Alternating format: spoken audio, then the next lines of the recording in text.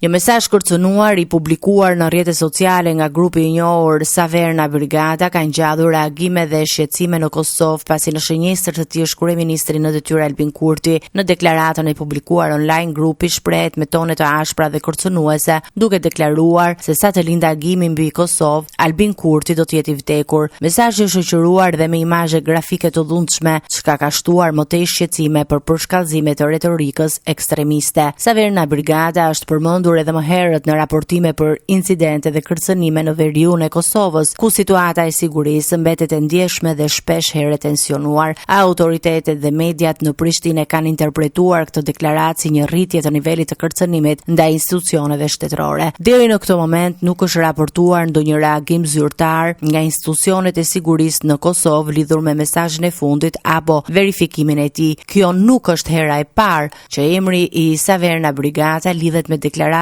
të forta apo veprime të dyshuara si ekstremiste. Në qershor të vitit 2023, qeveria e Kosovës e shpalli këtë grup organizat terroriste së bashku me Civilna Zastita, duke i konsideruar si kërcënim të drejtë për drejtë për rendin kushtetues dhe sigurinë e vendit.